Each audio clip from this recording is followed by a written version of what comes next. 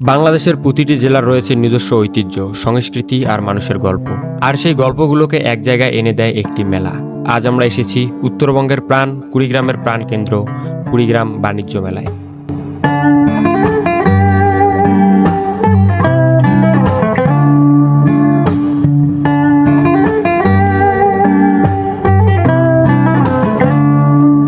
এটি শুধু কেনাবেচার জায়গা নয়, এটি মানুষের মিলন মেলা, স্বপ্নের বাজার, আনন্দের উৎসব। চলুন এক্সপ্লোর উইথ আইএম এর সঙ্গে ঘুরে দেখি কুড়িগ্রাম বাণিজ্য মেলার প্রতিটি কোণা। মেলার প্রবেশদ্বারেই বোঝা যায় এর প্রাণ চাঞ্চল্য। ছোট বড় পরিবার বন্ধু সবার পথচারণায় মুখর হয়ে উঠেছে পুরো এলাকা।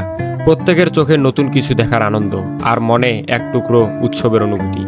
দেশের বিভিন্ন প্রান্ত থেকে আসা ব্যবসায়ীরা নিয়ে এসেছেন নানা ধরনের পণ্য। আধুনিক প্রযুক্তির সামগ্রী থেকে শুরু করে ঐতিহ্যবাহী হস্তশিল্প, সবকিছুরই এক অপূর্ব সমাহার। এই মেলা স্থানীয় ব্যবসাকে যেমন এগিয়ে নিয়ে যায়, তেমনি নতুন উদ্যোক্তাদেরও পরিচিত হওয়ার সুযোগ করে দেয়।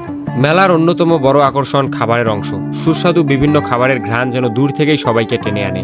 ছোট্ট একটি প্লেট ফুচকা কিংবা ধোয়া উঠানো বিরিয়ানি, সবকিছুই যেন আনন্দের অংশ হয়ে যায়।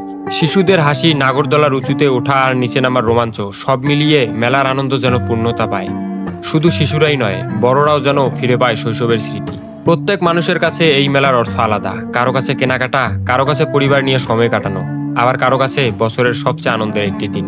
সূর্য ডুবে যাওয়ার পর যেন নতুন রূপে সেজে ওঠে পুরো মেলা। রঙিন আলোর ঝলকানি, মানুষের ভিড় আর উৎসবের আবহ পুরো এলাকাকে করে তোলে আরো প্রাণবন্ত।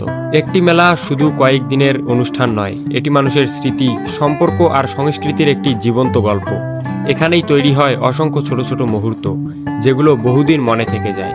কুড়িগ্রামের বাণিজ্য মেলা শুধু ব্যবসা নয়, এটি মানুষের ভালোবাসা, আনন্দ আর একসঙ্গে পথ চলার প্রতীক। আপনি যদি এখনো না এসে থাকেন, তাহলে সুযোগ পেলে অবশ্যই একবার এসে ঘুরে যাবেন। হয়তো আপনিও খুঁজে পাবেন এমন কিছু মুহূর্ত যা অনেকদিন আপনার মনে রয়ে যাবে। আমি ইকবাল হাসান, আর আপনারা দেখছিলেন এক্সপ্লোর উইথ আইএম। যদি ভিডিওটি ভালো লাগে তাহলে একটি লাইক দিন আর আপনার মতামত কমেন্টে লিখুন। আর এমন সুন্দর সুন্দর ডকুমেন্টারি ও ভ্রমণভিত্তিক ভিডিও দেখতে অবশ্যই আমাদের সঙ্গে থাকুন।